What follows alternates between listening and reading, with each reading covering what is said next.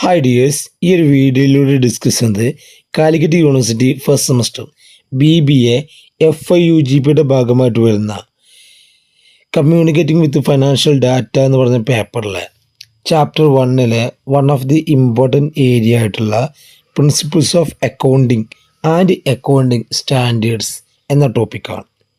അപ്പോൾ നമ്മൾ ഈ ഒരു ചാപ്റ്ററിൻ്റെ 2 പാർട്ട് വീഡിയോസ് ആൾറെഡി അപ്ലോഡ് ചെയ്തിട്ടുണ്ട്. എല്ലാവർക്കും പുതിയൊരു ക്ലാസ്സിലേക്ക് സ്വാഗതം. അക്കൗണ്ടിങ് പ്രിൻസിപ്പിൾസ് കൊണ്ട് അർത്ഥമാക്കുന്നത് അക്കൗണ്ടൻസി ഫോളോ ചെയ്യേണ്ട റൂൾസ് ആൻഡ് റെഗുലേഷനാണ്. അപ്പോൾ ഒരു അക്കൗണ്ടിങ് ഇങ്ങനെയൊക്കെയായിരിക്കണം ചെയ്യേണ്ടത് എന്ന് പറഞ്ഞാണെന്ത് അക്കൗണ്ടിങ് പ്രിൻസിപ്പിൾസ്. ഇവിടെ നമുക്ക് 2 ടോപ്പിക്കാണ് പഠിക്കാനുള്ളത്. ഒന്നാണ് അക്കൗണ്ടിങ് കൺസെപ്റ്റ്, മറ്റൊന്ന് അക്കൗണ്ടിങ് കൺവെൻഷനാണ്. അപ്പോൾ 2 ഏരിയകളാണ് അക്കൗണ്ടിങ് പ്രിൻസിപ്പിൾസിൻ്റെ ഭാഗത്തുള്ളത്. ഒന്ന് അക്കൗണ്ടിങ് കൺസെപ്റ്റും ഒന്ന് അക്കൗണ്ടിങ് കൺവെൻഷനും. അതിൽ അക്കൗണ്ടിങ് കൺസെപ്റ്റിൻ്റെ മറ്റു പേരുകളാണ് ബേസിക് അസംഷൻസ് ഓർ പ്രിൻസിപ്പിൾസ്. അപ്പോൾ അക്കൗണ്ടിങ് കോൺസെപ്റ്റിനെ ബേസിക് അസംഷൻ എന്നും അക്കൗണ്ടിങ് പ്രിൻസിപ്പിൾസ് എന്നും പറയാറുണ്ട്.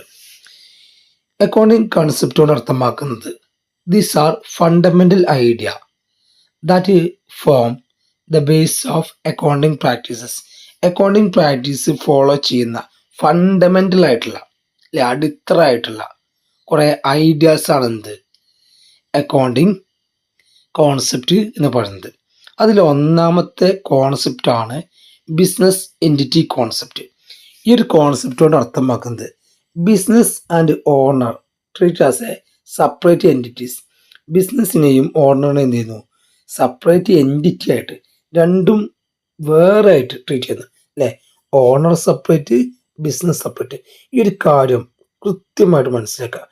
ബിസിനസ് എൻറ്റിറ്റി കോൺസെപ്റ്റ് എന്ന് പറഞ്ഞാൽ business and owner treat as a separate entities. രണ്ടും വേറെയാണ്, രണ്ടും ഒന്നല്ല. ബിസിനസ് സെപ്പറേറ്റ് ആണ്, ഓണറും സെപ്പറേറ്റ് ആണ്. Personal transaction of owner not mixed with business transaction. ഒരു വ്യക്തിയുടെ പേഴ്സണൽ ട്രാൻസാക്ഷൻ, അതായത് ഓണറുടെ പേഴ്സണൽ ട്രാൻസാക്ഷൻ ഒരിക്കലും എന്തുമായിട്ട് മിക്സ് ചെയ്യാൻ പറ്റില്ല, ബിസിനസ് ട്രാൻസാക്ഷനുമായിട്ട് മിക്സ് ചെയ്യാൻ പറ്റില്ല. എക്സാമ്പിൾ പറയാണ്, withdraw money from business for personal use treat as a drawings അല്ലേ. നമ്മൾ പറഞ്ഞു ഡ്രോവിങ്സ് എന്താണ്, ഒരു ഓണർ അദ്ദേഹത്തിൻ്റെ വ്യക്തിപരമായിട്ടുള്ള ആവശ്യങ്ങൾക്ക് വേണ്ടി സ്ഥാപനത്തിൽ നിന്ന് പണം പിൻവലിച്ചാൽ അത് ഡ്രോവിങ്സ് ആയി ട്രീറ്റ് ചെയ്യാൻ കാരണം എന്താണ്, സെപ്പറേറ്റ് ലീഗൽ എൻറ്റിറ്റി എന്ന് പറയുന്ന കോൺസെപ്റ്റ് പ്രകാരമാണ്. അപ്പോൾ ബിസിനസ്സും സെപ്പറേറ്റ് ആണ്, ഓണറും സെപ്പറേറ്റ് ആണ് അല്ലേ. ഓണർ എന്തെങ്കിലും പിൻവലിച്ചു കഴിഞ്ഞാൽ അത് അയാളുടെ പേഴ്സണലാണ്, എന്തല്ല, ബിസിനസ്സിൻ്റെ അല്ല. പിന്നെ മറ്റൊരു കാര്യം പറയാ വെച്ചാൽ ഇപ്പം നമ്മൾ നെറ്റ് പ്രോഫിറ്റ് ലാബിലിറ്റി സൈഡ് കാണിക്കാൻ കാരണം ഏത് കോൺസെപ്റ്റ് പ്രകാരമാണ്, ബിസിനസ് എൻറ്റിറ്റി കോൺസെപ്റ്റ് പ്രകാരമാണ് അല്ലേ.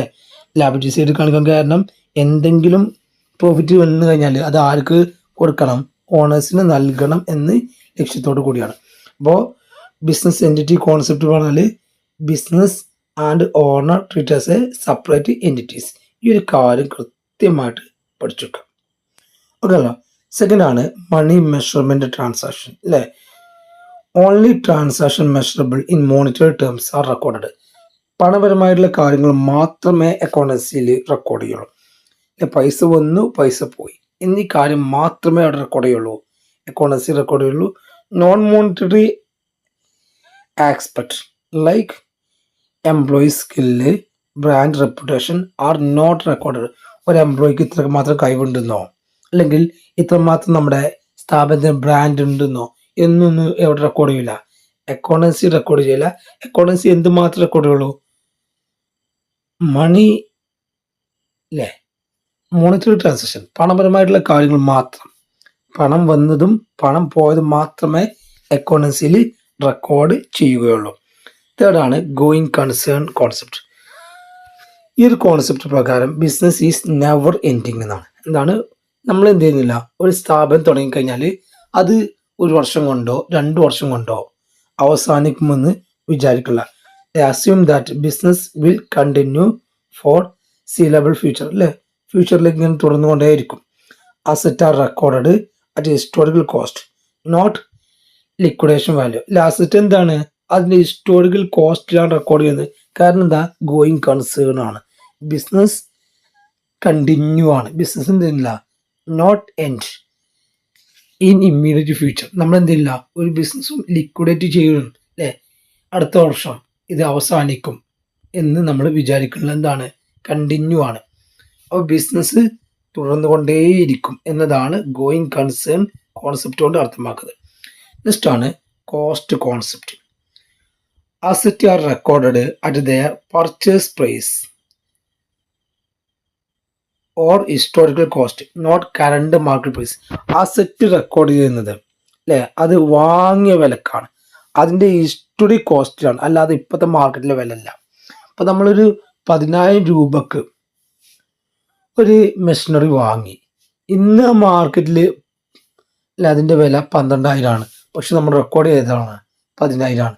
എന്തുകൊണ്ട്, നമ്മൾ വാങ്ങിയ വില എത്രയാണ്, 10,000 രൂപക്കാണ്. അപ്പോൾ ഹിസ്റ്റോറിക്കൽ കോസ്റ്റിലാണ് എന്ത് റെക്കോർഡ് ചെയ്യുക, നമ്മൾ അസറ്റുകൾ റെക്കോർഡ് ചെയ്യുക. ഓക്കെ ആണല്ലോ. നെക്സ്റ്റ് ഡുവൽ ആസ്പെക്റ്റ് ആണ്, വളരെ പ്രധാനപ്പെട്ട ഒരു കോൺസെപ്റ്റ് ആണ് dual aspect. Every transaction has 2 aspect. ഏതൊരു ട്രാൻസാക്ഷൻ, എക്കോണമിക്സിലെ ഏതൊരു ട്രാൻസാക്ഷൻ എന്തുണ്ടായിരിക്കും, 2 ആസ്പെക്റ്റ് ഉണ്ടായിരിക്കും. അതേതാണ്, ഒന്ന് ഡെബിറ്റ് ആണെങ്കിൽ മറ്റൊരു ക്രെഡിറ്റ് ആയിരിക്കും. അപ്പോൾ ഡെബിറ്റ് ആണ് ക്രെഡിറ്റ് ആണെന്ത്, ഡുവൽ ആസ്പെക്റ്റ് കൊണ്ട് അർത്ഥമാക്കുന്നത് അല്ലെ. നമ്മുടെ അക്കൗണ്ടിങ് ഇക്വേഷൻസും ഡബിൾ എൻട്രി സിസ്റ്റം പ്രകാരമാണ് എന്ത് ചെയ്യുന്നത്, ഇത് ഫോളോ ചെയ്യുന്നത്. അപ്പോൾ ഓരോന്നിനും ഒരു ഡെബിറ്റ് ഉണ്ടെങ്കിൽ അതിന് ഈക്വൽ ആയിട്ടുള്ള ക്രെഡിറ്റ് ഉണ്ടായിരിക്കും. That is called dual aspect. Debit equal to credit. Then accounting period concept. Life of business is divided into equal time period, monthly, quarterly or yearly for reporting. അതായത് periodical ബേസിലാണ് accountancy ചെയ്യുക.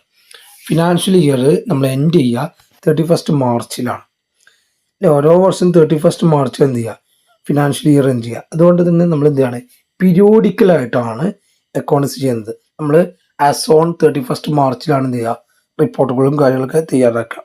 Okay ആണല്ലോ. അപ്പോൾ accounting period concept എന്ന് പറഞ്ഞാൽ financial statement are prepared periodically എന്നുള്ള ടേമാണ്. Next ഇവിടെ വരുന്നതാണ് റവന്യൂ റെക്കഗ്നിഷൻ അല്ലെങ്കിൽ realisation concept. Revenue is recognised when it is earned. Earn ചെയ്യുമ്പോഴാണ് നമ്മൾ എന്ത് ചെയ്യുന്നത്, ഒരു റവന്യൂ റെക്കഗ്നൈസ് ചെയ്യുന്നത്. Not when cash is received. അതായത് ക്യാഷ് കിട്ടണമെന്നില്ല, നമ്മൾ റിയലൈസ് ചെയ്താൽ മതി അല്ലേ. ഒരു റവന്യൂ റെക്കഗ്നൈസ് ചെയ്താൽ എന്ത് ചെയ്യും, റെക്കോർഡ് ചെയ്യും. അതായത് ഡ്യൂ ചെയ്താൽ തന്നെ നമ്മൾ എന്ത് ചെയ്യും, റെക്കോർഡ് ചെയ്യും. കിട്ടണമെന്ന് നിർബന്ധമൊന്നുമില്ല. ഓക്കെ അല്ലോ. Revenue recognition realisation concept. Revenue is recognised when it is earned, not when cash is received. പൈസ കിട്ടുന്നതല്ല, അത് ഏൺ ചെയ്താൽ എന്ത് ചെയ്യും, അത് നമ്മൾ റെക്കോർഡ് ചെയ്യും. Then matching concept. Matching concept കൊണ്ട് അർത്ഥമാക്കുന്നത് expenses should be matched with revenue same accounting period. ഒരു വർഷത്തെ എക്സ്പെൻസ് ആ വർഷത്തെ റവന്യൂമായിട്ട് മാച്ച് ചെയ്യാം അല്ലേ. എന്തെങ്കിലും ഡീവിയേഷൻസ് ഉണ്ടോ എന്ന് അറിയാൻ വേണ്ടി, എന്തെങ്കിലും ഡിഫറൻസ് ഉണ്ടോ എന്ന് അറിയാൻ വേണ്ടി ഒരു വർഷത്തെ എക്സ്പെൻസ് ആ വർഷത്തെ റവന്യൂമായിട്ട് മാച്ച് ചെയ്യുക. അതിനാണ് എന്ത് പറയുന്നത്, മാച്ചിങ് കോൺസെപ്റ്റ് എന്ന് പറയുന്നത്. നെക്സ്റ്റ് 9ാമത്തെ ഡിസ്ക്ലോഷർ ആണ്.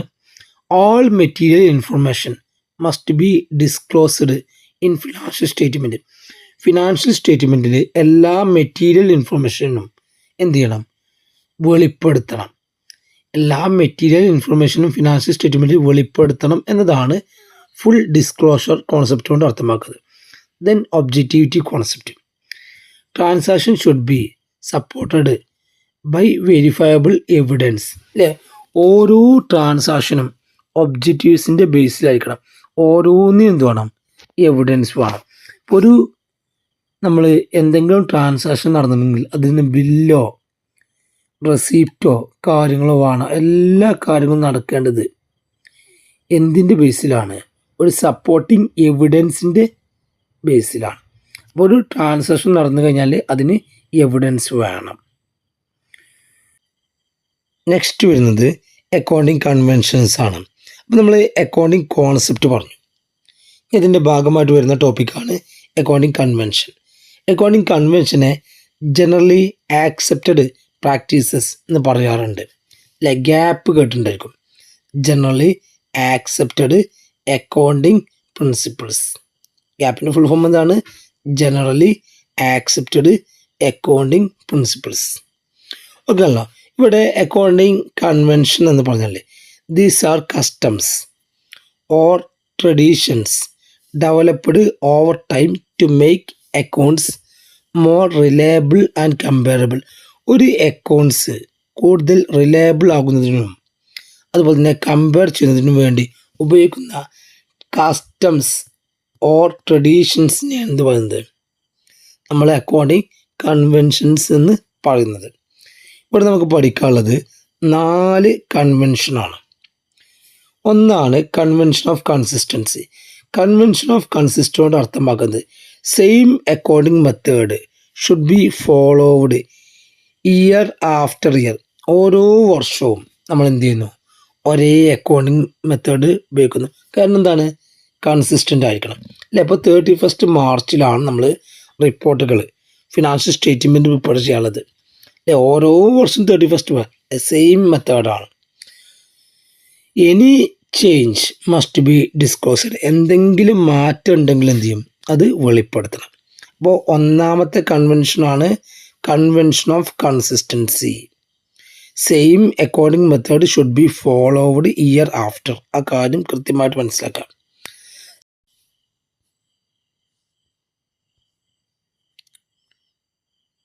സെക്കൻഡ് കൺവെൻഷനാണ് കൺവെൻഷൻ ഓഫ് കൺസർവാറ്റിസം. പ്രുഡൻസ് എന്ന് പറയും. വളരെ പ്രധാനപ്പെട്ട ഒരു പ്രിൻസിപ്പിളാണ്. കൺസർവാറ്റിസം കൊണ്ട് അർത്ഥമാക്കുന്നത് anticipated profit not recorded but possible losses are recorded. നമ്മൾ അക്കൗണ്ടൻസിയിൽ ആൻറ്റിസിപ്പേറ്റഡ്, അതായത് നമ്മൾ പ്രതീക്ഷിക്കുന്ന പ്രോഫിറ്റ് എന്ത് ചെയ്യില്ല? റെക്കോർഡ് ചെയ്യില്ല. പോസിബിളായിട്ടുള്ള എല്ലാ ലോസുകളും ബുക്സ് ഓഫ് അക്കൗണ്ടിൽ എന്ത് ചെയ്യും? റെക്കോർഡ് ചെയ്യും. അപ്പോൾ എന്തെല്ലാം രീതിയിൽ ലോസുകൾ വരാനുണ്ടോ ആ ലോസുകളൊക്കെ റെക്കോർഡ് ചെയ്യും. എന്ത് റെക്കോർഡ് ചെയ്യില്ല? ആൻറ്റിസിപ്പേറ്റഡ് പ്രോഫിറ്റ് റെക്കോർഡ് ചെയ്യില്ല. അപ്പോൾ കൺസർവാറ്റിസം കൊണ്ട് അർത്ഥമാക്കുന്നത് anticipated profit are not recorded but possible losses are recorded. ഇതുമായി ബന്ധപ്പെട്ട എക്സാമ്പിളാണ് സ്റ്റോക്കിൻ്റെ വാല്യുവേഷൻ അല്ലേ. കോസ്റ്റ് പ്രൈസ് ആണോ മാർക്കറ്റ് പ്രൈസ് ആണോ കുറവ്? ഇത് ഏത് പ്രിൻസിപ്പിൾ പ്രകാരമാണ്? കൺസർവാറ്റിസം പ്രിൻസിപ്പിൾ പ്രകാരം. അതുപോലെ തന്നെ നമ്മൾ പ്രൊവിഷൻ ക്രിയേറ്റ് ചെയ്യുന്നതും ഡിപ്രിസിയേഷൻ്റെ പേരിലും അതുപോലെ തന്നെ ടാക്സിൻ്റെ ഒക്കെ പേരിൽ പ്രൊവിഷൻ അല്ലെ, provision for depreciation, provision for tax, ഇത് ക്രിയേറ്റ് ചെയ്യാൻ കാരണം കൺസർവാറ്റിസം പ്രിൻസിപ്പിളാണ്. കൃത്യമായിട്ട് പഠിക്കുക. നെക്സ്റ്റാണ് convention of materiality. Convention of materiality കൊണ്ട് അർത്ഥമാക്കുന്നത് only material important facts about business are disclosed to financial statement. Financial സ്റ്റേറ്റ്മെൻറ്റിൽ മെറ്റീരിയലുമായി ബന്ധപ്പെട്ട കാര്യങ്ങൾ മാത്രമേ എന്ത് ചെയ്യുള്ളൂ? ഡിസ്ക്ലോസ് ചെയ്യുള്ളൂ. ഇമ്മെറ്റീരിയൽ ആയിട്ടുള്ള കാര്യങ്ങളൊന്നും എന്ത് ചെയ്യില്ല? ഫിനാൻഷ്യൽ സ്റ്റേറ്റ്മെൻറ്റിൽ ഡിസ്ക്ലോസ് ചെയ്യില്ല. ദെൻ ഫോർത്താണ് convention of full disclosure. Financial statement must be true and fair view by disclosing all relevant facts. Financial statement അല്ലേ, അതിൻ്റെ ട്രൂ ആൻഡ് ഫെയർ വ്യൂ എന്ത് ചെയ്യും? എല്ലാ റെലവൻറ്റ് ഫാക്ട്സിനെ കുറിച്ചുള്ള true and fair view disclose ചെയ്യും. അപ്പോൾ 4 കൺവെൻഷനാണ് പറഞ്ഞത്. ഒന്ന് convention of consistency, same accounting method follow ചെയ്യുക. ദെൻ കൺവെൻഷൻ ഓഫ് കൺസർവാറ്റിസം അല്ലേ, anticipated profit are not recorded but possible losses are recorded. Then materiality, material facts only. Record എന്തെയാണ്? Material കാര്യങ്ങൾ മാത്രമേ ഉള്ളൂ, ഇമ്മെറ്റീരിയൽ ആയിട്ടുള്ള കാര്യങ്ങളൊന്നും റെക്കോർഡ് ചെയ്യില്ല. ലാസ്റ്റാണ് കൺവെൻഷൻ ഓഫ് ഡിസ്ക്ലോഷർ അല്ലേ, true and fair view by disclosing all relevant facts. എല്ലാ കാര്യത്തിലും ട്രൂ ആൻഡ് ഫെയർ വ്യൂ എന്ത് ചെയ്യും? കൃത്യമായിട്ട് കൺസിഡർ ചെയ്തിട്ട് മാത്രമേ അത് എന്തുള്ളൂ? വെളിപ്പെടുത്തുള്ളൂ എന്നുള്ള കാര്യം കൃത്യമായിട്ട് മനസ്സിലാക്കാം. ഓക്കെ ആണല്ലോ. അപ്പോൾ നമ്മൾ അക്കൗണ്ടിങ് പ്രിൻസിപ്പിൾസിൻ്റെ ടോപ്പിക് പറഞ്ഞു. 2 ഏരിയകളാണ് ഇവിടെ ഡിസ്കസ് ചെയ്തത്. ഒന്ന് അക്കൗണ്ടിങ് കൺവെൻഷനും മറ്റൊന്ന് അക്കൗണ്ടിങ് കോൺസെപ്റ്റും. നെക്സ്റ്റ് വരുന്ന ടോപ്പിക്കാണ് അക്കൗണ്ടിങ് സ്റ്റാൻഡേർഡ്. അക്കൗണ്ടിങ് സ്റ്റാൻഡേർഡ് എന്ന് പറഞ്ഞാൽ rules and guidelines issued by the. Next വരുന്ന ടോപ്പിക്കാണ് അക്കൗണ്ടിങ് സ്റ്റാൻഡേർഡ്സ്. അക്കൗണ്ടിങ് സ്റ്റാൻഡേർഡ് എന്ന് പറഞ്ഞാൽ rules and guidelines issued for the preparation and presentation of financial statement. ഒരു ഫിനാൻഷ്യൽ സ്റ്റേറ്റ്മെൻറ്റ് പ്രിപ്പയർ ചെയ്യുമ്പോഴും പ്രസൻറ്റ് ചെയ്യുമ്പോഴും follow ചെയ്യേണ്ട റൂൾസ് ആൻഡ് ഗൈഡ്ലൈൻസ് ആണെന്ത് accounting standard. അപ്പോൾ അക്കൗണ്ടിങ് സ്റ്റാൻഡേർഡ് എന്താണ് മനസ്സിലാക്കുക, അതിൻ്റെ ഒബ്ജക്റ്റീവ്സ്.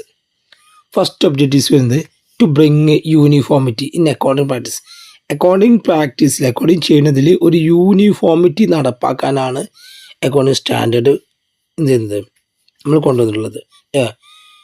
ദെൻ സെക്കൻഡ് ആണ് to ensure transparency and reliability.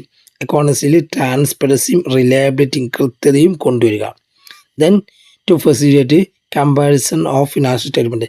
Financial statement compare ചെയ്യാൻ വേണ്ടി അല്ലേ, രണ്ട് സ്ഥാപനങ്ങൾ തമ്മിലെയോ അല്ലെങ്കിൽ ഒരു സ്ഥാപനത്തിൻ്റെ രണ്ട് സ്റ്റേറ്റ്മെൻറ്റ് തമ്മിലോ കമ്പാരിസൺ നടത്താൻ വേണ്ടി എന്ത് സഹായിക്കുന്നു, അക്കൗണ്ടിങ് സ്റ്റാൻഡേർഡ് സഹായിക്കുന്നു. Then fourth point to prevent manipulation of accounts. Account manipulation ചെയ്യുന്നതിന് തടയാൻ അക്കൗണ്ടിങ് സ്റ്റാൻഡേർഡ് സഹായിക്കുന്നു. Then to ensure compliance with legal requirements. Legal റിക്വയർമെൻറ്റുമായി ബന്ധപ്പെട്ട കംപ്ലയിൻസുകളൊക്കെ ഫയൽ ചെയ്യാനും അക്കൗണ്ടിങ് സ്റ്റാൻഡേർഡ് സഹായിക്കുന്നു. അപ്പോൾ എന്താണ് അക്കൗണ്ടിങ് സ്റ്റാൻഡേർഡും അതിൻ്റെ ഒബ്ജക്റ്റീവ്സ് മനസ്സിലാക്കുക. ഇനി ഇവിടെ ശ്രദ്ധിക്കേണ്ട മറ്റൊരു പ്രധാനപ്പെട്ട ടോപ്പിക്കാണ് IFRS. IFRSൻ്റെ ഫുൾ ഫോം കൃത്യമായിട്ട് അറിഞ്ഞിരിക്കണം. International financial reporting standard. അതായത് എല്ലാ രാജ്യത്തിലും ഒരേ രീതിയിലുള്ള അക്കൗണ്ടിങ് സ്റ്റാൻഡേർഡ്, ഒരേ രീതിയിലുള്ള അക്കൗണ്ടിങ് രീതികൾ ഫോളോ ചെയ്യാൻ വേണ്ടിയാണ് IFRS ഇൻട്രൊഡ്യൂസ് ചെയ്തിട്ടുള്ളത്. ഇതൊരു ഗ്ലോബൽ സ്റ്റാൻഡേർഡ് ആണെന്നുള്ള കാര്യം കൃത്യമായിട്ട് മനസ്സിലാക്കുക. IFRS refers to a set of accounting standards developed and issued by International Accounting Standard Board. IFRS issue ചെയ്യുന്നത് international accounting standard board IASB ആണ്. The standard provide common global rules. എല്ലാ രാജ്യത്തിലും accountancy ഒരേ രീതി ചെയ്യാൻ വേണ്ടി എന്ത് കൊണ്ടുവന്നിട്ടുള്ളത്, IFRS കൊണ്ടുവരുന്നത്.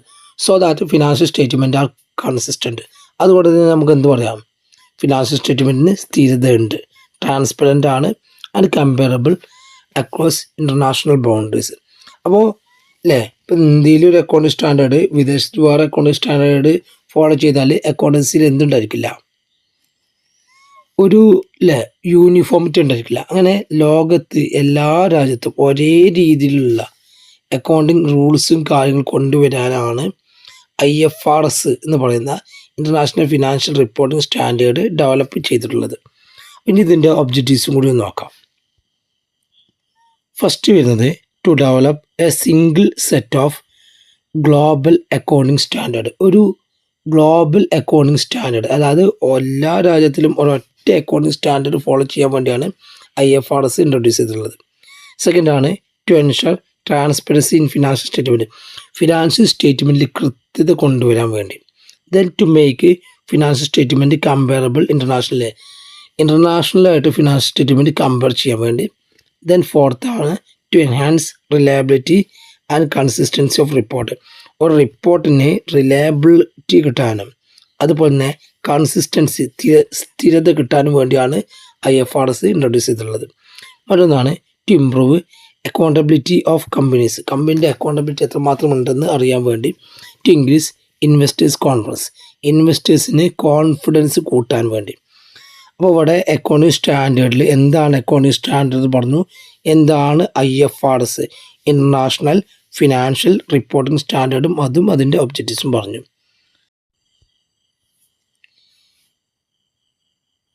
ഈ ഒരു ചാനലിലൂടെ നമ്മൾ ഈ ഒരു പേപ്പറിൻ്റെ കംപ്ലീറ്റ് ക്ലാസ്സുകളും പ്രൊവൈഡ് ചെയ്യണമെന്ന് വിചാരിക്കുന്നു. അപ്പോൾ എല്ലാവരും മാക്സിമം സപ്പോർട്ട് ചെയ്യുക. Okay, thank you.